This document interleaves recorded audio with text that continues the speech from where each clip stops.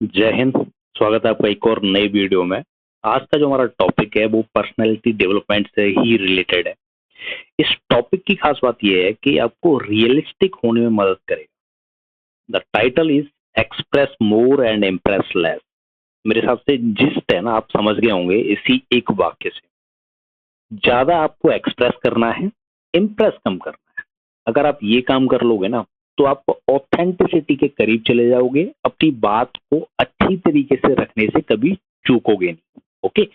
अभी हम लोग क्या कर रहे होते हैं, किसी से बात करनी है, टीचर से, बॉस से, कहीं किसी मान लो बैंकिंग में कोई काम है, इंश्योरेंस में, किसी भी सेक्टर में काम है, private, government sector, let it be any, अब फ्रेंड सर्कल, रिलेशन। ओके। तो हम लोग क्या है, दिखावे के लिए, इम्प्रेस करने के लिए ज्यादा मेहनत करते हैं अपने वाक्यों से, अपनी हरकतों से, कि सामने वाला बस इम्प्रेस हो जाए कैसे भी। और ताज्जुब की बात यह है कि हमें पता भी नहीं होता कि हम दूसरे आदमी को इम्प्रेस करने में लगे हुए हैं। नंबर ऑफ टाइम्स ये होता है, एक्सप्रेस नहीं करते। एक्सप्रेस का मतलब क्या है, जो मैं यहाँ पे डिस्कस करूंगा, उस एक्सप्रेशन का मतलब है कि फैक्ट्स पे बात बात करो, रियलिस्टिक थॉट अपनी आगे लेके जाओ, जो असली चीज है उस मुद्दे की बात बोलते हैं ना, उस मुद्दे की बात को डिस्कस करो। इधर उधर की बातें करके सामने एक वाले का, एक होता है कि महिमा मंडन करना, स्तुतिकरण करना, वो नहीं करना है।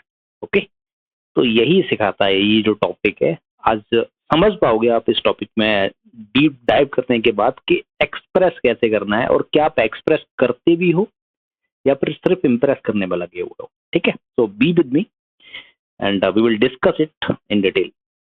सो आज के टाइम पे आप देख रहे हो कि ये जो लाइन आप पढ़ोगे ना, हमारा जो प्रायोरिटीज है वो क्या है, appearance, external validation. Yes sir, बहुत बढ़िया सर, क्या बात है सर, ऐसे करके ना। तो उस तरीके से हम इम्प्रेस करते हैं लोगों को। हम लोग क्या है, वो जो अपना फोकस है ना, ऑथेंटिक सेल्फ, कि हम हैं क्या, किस मुद्दे पे बात हो रही है, उस मुद्दे को कभी हम उतना गहराई से डिस्कस नहीं करते, उस पर बात नहीं करते। ओके। तो अंडरस्टैंडिंग द डिस्टिंक्शन इम्प्रेसिंग और एक्सप्रेसिंग, मैंने बोला एक्सप्रेस करना, इम्प्रेस करना, इनमें फर्क क्या है, डिफरेंस क्या है। डिफरेंस ये है कि इम्प्रेस आप देखो, एक्सटर्नल वैलिडेशन, वैलिडेशन का मतलब है कि मैंने कुछ बोला, सामने वाले ने हाँ कर दिया, ओह बहुत बढ़िया बंदा है यार, हाँ में हाँ मिला रहा है, कितना बढ़िया बंदा है यार। ठीक है। ट्राइंग टू फिट इन, जैसी आपकी सोच है, जैसे बॉस की सोच है, एम्प्लॉय भी उसी तरीके से, बहुत बढ़िया सर, यस सर, क्या बात है सर, ऐसे ही होता है सर। ठीक है, तो फिट इन, बोला यार ये तो मेरी मेंटेलिटी का बंदा है, मैं जो बोलता हूँ बिल्कुल मान लेता है यार, तो कितना बढ़िया बंदा है। ठीक है। Driven by approval, approval means boss ने कुछ बोला, एम्प्लॉय, मैं एक एग्जांपल के तौर पे बता रहा हूँ। ठीक है, एम्प्लॉय भी हमें हाँ मिलाता हुआ जा रहा है, बिल्कुल सर आप सही सोच रहे हो सर, क्या बात है सर, ऐसे ही होता है सर। ठीक है। ऑफन मास्किंग ट्रू फीलिंग, तो ट्रू फीलिंग्स मतलब जो असली कहना चाहिए वो नहीं कह रहा है बंदा, और जो सुनना है सामने वाले को वो कह रहा है बंदा। तो इसमें बंदे की गलती नहीं है, गलती मतलब उस बंदे की है। एक्सप्रेस उस बंदे को करना चाहिए जो इम्प्रेस हो रहा है इस कहानी में, एम्प्लॉय और बॉस की कहानी में। तो यहाँ बॉस क्या है, इम्प्रेशन मोड में चल रहा है। ओके। एम्प्लॉय भी इम्प्रेस करने की कोशिश कर रहा है, लेकिन यहाँ जो जहाँ दिक्कत है ना, वो बॉस के साथ में, वो ये बोल सकते हो आप। ओके। तो he is trying to be impress by other person. यहीं पे अगर वो एक्सप्रेशन में बिलीव करने वाला बंदा होगा ना, तो वो कभी नहीं सुनना चाहेगा, फेक चीज है ना।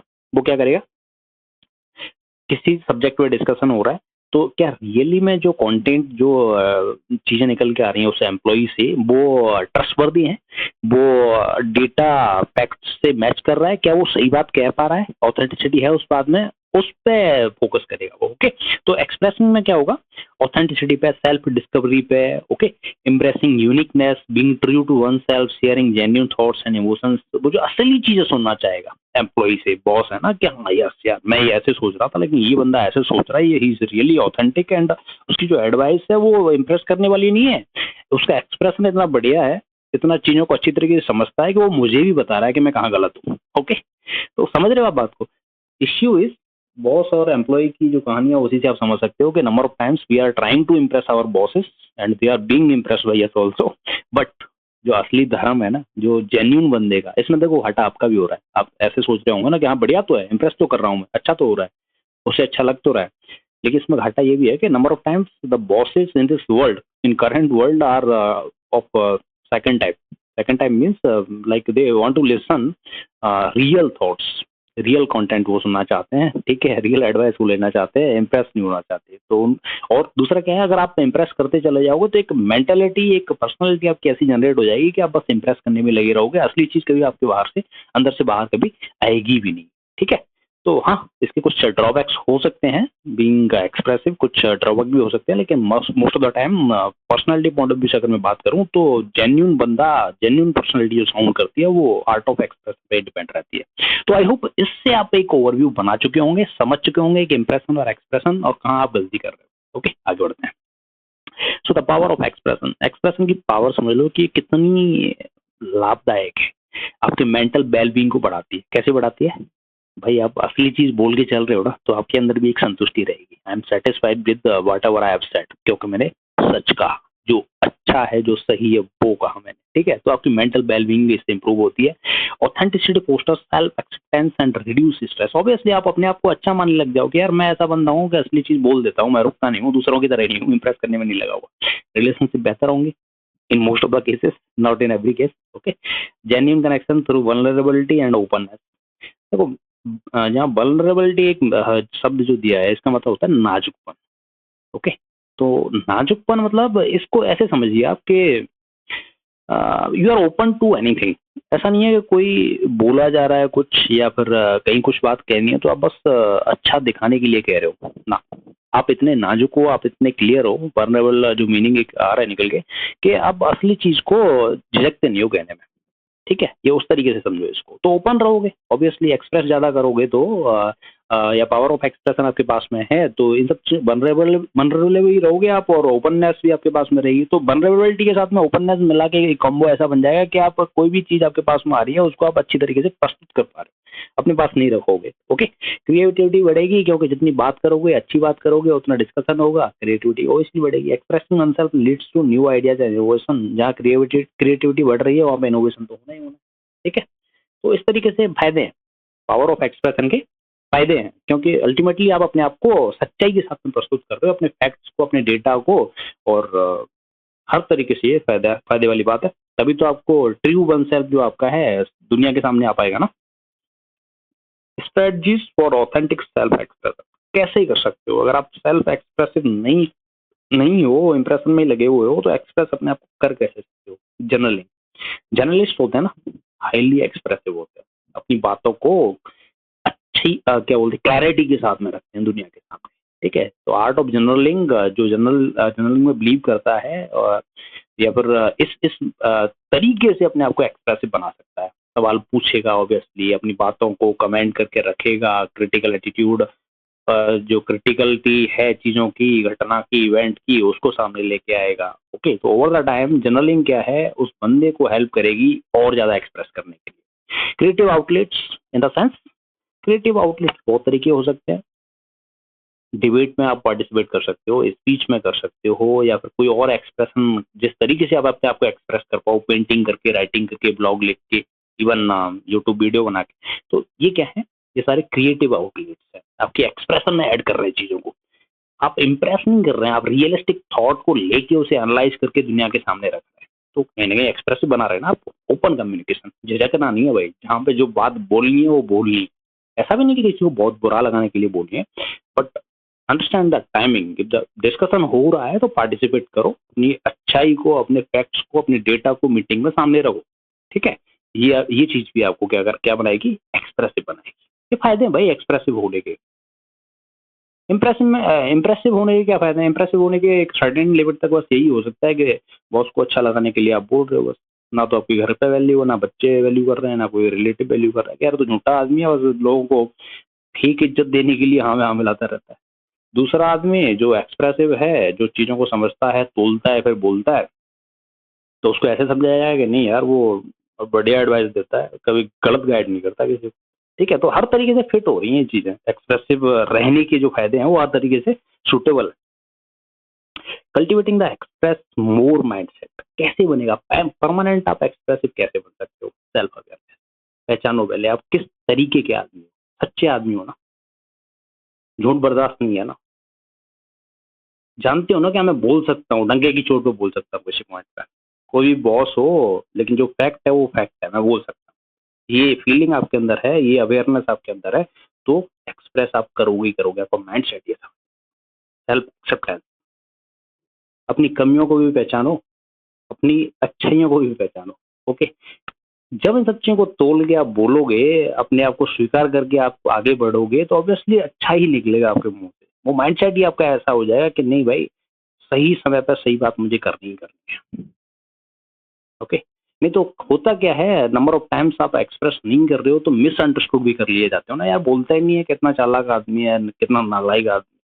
But if you are putting across your thoughts in a correct manner, expressive हो तभी रख पा रहे हो, ऑब्वियसली तो फायदे हैं उसके। वनरेबल, वनरेबलिटी का मतलब ये है कि नाजुकता, नाजुकता का मतलब है कि कोई ऐसी सिचुएशन जिसमें बोलना है तो बोलना है, हर्ट होना, एक तरीके से पॉजिटिवली हर्ट होना मैं बोलूंगा। तो वल्नरेबिलिटी का मतलब हर्ट तो होना है, लेकिन इसका मतलब ऐसे भी समझ सकते हो कि कोई सिचुएशन आई, उसमें आपको रेस्पॉन्स करना था और आपने रेस्पॉन्ड किया, तो you are vulnerable, it can be said. तो जो आदमी वल्नरेबल होता है, फील करता है कि यार इसने मुझ पे कुछ बात उठाई, मुझसे कुछ पूछा, तो मेरी जिम्मेदारी है इस बात को, क्या बोलते हैं, जवाब देना, इस पर कुछ कमेंट करना, तो ऑब्वियसली वो बंदा एक्सप्रेसिव होगा ही, उसका माइंडसेट हमेशा एक्सप्रेसिव होगा ही होगा। तो I hope with this you are clear with the concept of क्या बोलते हैं, एक्सप्रेशन। एक्सप्रेशन का जो कंसेप्ट है, वो उसके फायदे क्या हैं, कैसे आप एक्सप्रेसिव अपने आप को बना सकते हो, ये सब चीजों में क्लियर हो। Overcoming the fear of not impressing, number of times होता क्या है ना, हम लोग सोचते हैं कि यार इम्प्रेसिव हाँ हाँ करके ही मतलब सारी चीजें होती हैं, और ऐसा नहीं करेंगे तो हमारा कुछ घाटा हो जाएगा, बॉस को बहुत बुरा लग जाएगा, समझ रहे हो ना।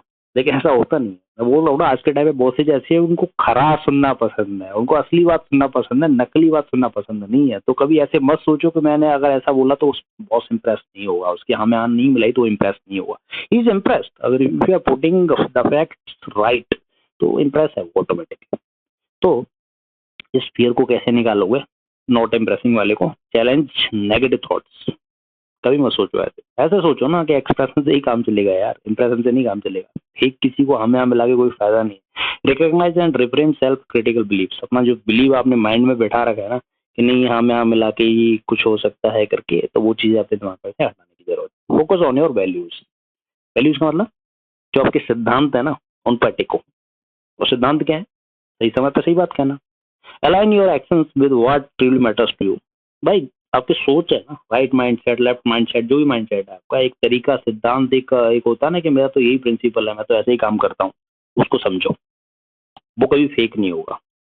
कभी भी कोई आदमी अपने लिए सिद्धांत, अपने लिए प्रिंसिपल फेक नहीं बना सकता, वो ट्रू होगा ही होगा। तो उसको समझो कि you are true person, you have to put across your thoughts. Okay, celebrate small win.